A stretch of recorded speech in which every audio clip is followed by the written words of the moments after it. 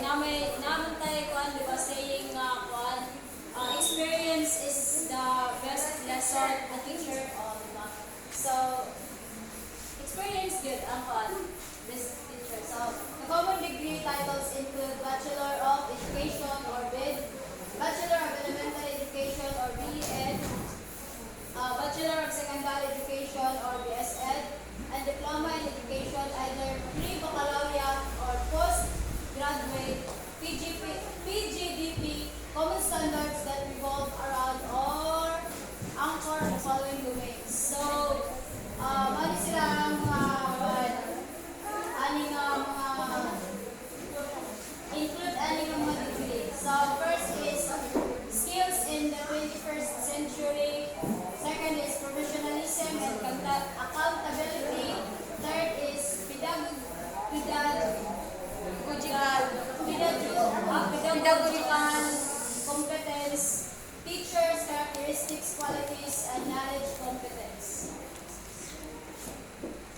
The teaching profession practices in the ASEAN. So, part na sa ASEAN, diba? First is teacher's major responsibilities. So, din na ito may balaan kung unsa gyud ang mga major nga responsibilidad sa mga maestra nato as future educators. So, professional teachers have three major responsibilities across different countries. First is actual teaching, second is management of learning, and third is administrative work. So, all these responsibilities have to be carried out in the teaching hours required, which is 6 to 8 hours per day, or per day 40 to 45 hours per week, 4 weeks per month, and 10 months per year. So, wala siya ang estimated na kuha na to, if ever, ipadayon na to ang ato ang course, if ever, sa phone, may mga teachers, wala siya ang ato ang kuha, wala siya ang atong responsibilities. So, wala siya ang time na makonsume na to in the entire year. So, next please. Okay, masugod na sa actual teaching. So, actual teaching refers to the time of engagement of the teacher with the learners. So, parang nani, mag-discuss ng teachers. So, this happens within the official teaching hours. The actual teaching hours vary from country to country and from school to school. So, engagement sa actual teaching is mag-start sa official teaching hours, which is 8 to 5. Or sa uban nga public school is 7 to 5. So, second is management learning. So, refers to activities that support the actual learning. This can be beyond actual time like remediation or enhancement, homework, or co-curricular activities. So, management learning. Sabtan mo na ito, no? So, third is administrative work. Refers to the teacher's job that includes writing test items, checking and recording of test papers results, attending to parents, making reports, and other related activities. So, mali siya ang mga possible na himuon gid nato if ever mahimo na tang mentors soon. So, the salary of the teacher varies across the different countries. In the ASEAN, teacher salary ranges from as low as US dollars, $120 US to as high as $2,589 US. So, per month or even higher. In Singapore, the rate is $45,755 per year according to the Global Teachers Status Index report. So, sa ato sa Philippines, based akong na-search, year 2019 is ang salary sa teacher 1 is 20,000. So, sa karon 2024, 21,000 to 29,000 sa teacher 1 siya.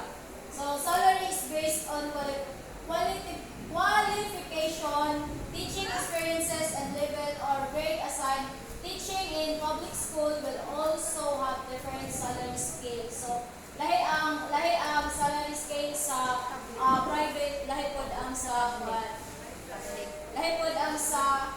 public.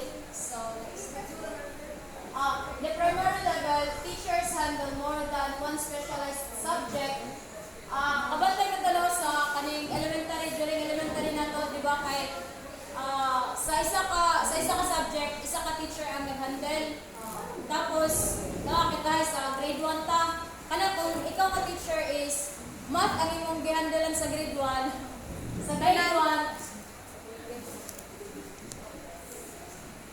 so kita sa kaning sa primary level ka nga teacher. So kung grade 1 ang imong gihandelan math na subject is more gina siya grade 1 ra gyud ka. So napoy uban teacher nga grade 1 to grade 6 math subject imong handelan. Nga na bitaw magdepende sa kung unsay ihatag sa imong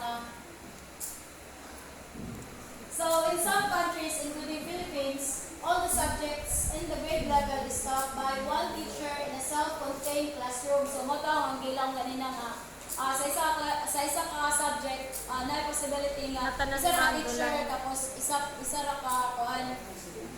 Isa ka teacher na sa isa ka classroom. tas tanan subject. Tanan subject possible ko na siya tapos possible ko tumawang gilaong nga isa ka teacher isa ka subject sa entire nga year entire nga grade level. So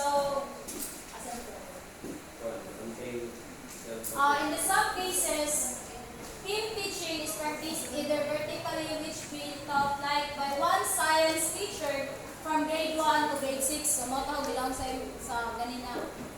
While horizontal team teaching, science will be taught by one teacher in one level with different sections or groups. So ang tawag atong ginawang na ko ganina nga isa ka teacher sa isa ka teacher sa ikay science teacher ka, mag-teach ka from grade 1 to grade 6, mo na siya ang tawag is vertical team teaching. So ang horizontal team teaching is katong science dito one teacher in one katong science teacher ka sa grade 1 ra gyud ka allowed na mag-teach Different sections. pero different section pero same grade level ra gyud. Next please. So teacher licensing and recruitment. So most teachers are licensed, are professionals, or are certified to teach by the country's appropriate agencies, professionals, or assistant teachers. So di ba nakabalo naman ka nga dapat ay dili ka matawag nga professional teacher ko wala kay license pero allowed ka mo teach while gawasteral ka. Kanang kintahay fresh graduate ka para sa makita mo ato dira na may mga fresh graduate dire allowed sila nga mo teach tungod sa ilahang active pod sa eskwelahan sa while nag-eskwela pa sila. So in the Philippines, it is the Professional Regulation Commission or PRC, while in Singapore, it is the National Institute for Education Council or NTE. In Thailand, it is the Teacher Education Council or KUNUSAPA that gives licensure test for teacher applicants, while in Indonesia, APTA teacher license is given by the teacher colleague for an authority to teach. So, anong mga ipang-mention nila is mo na sila ang mga ipang-allowed na mag-release o kaning license. So, teacher recruitment process and qualification are guided by the Ministry of Education for the public schools and the individual private schools under guidance and policies of each country's ministry. So next please. The teacher and the teaching profession beyond the ASEAN.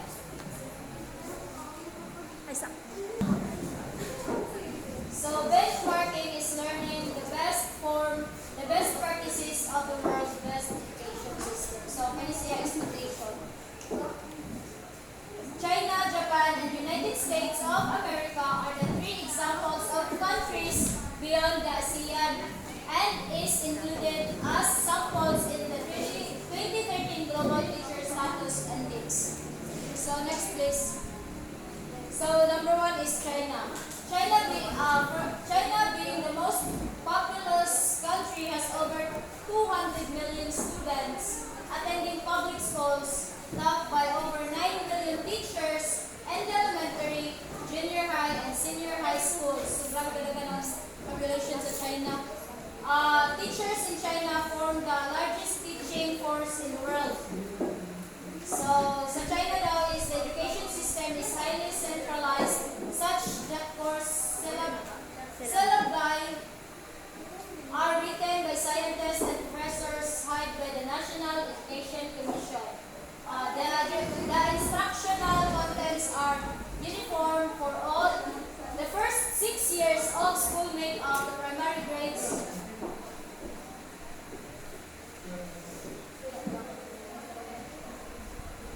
Primary grades which are devoted to development of cognitive skills or sa ato pa diri is elementary, diba? 6 years na sa elementary, diba? So this is followed by another 6 years of high school. So mas taas ang ilaha kay 6 years high school or maybe karon na ni kay 6 years na pud karon, diba? Apil na ang kanong senior high.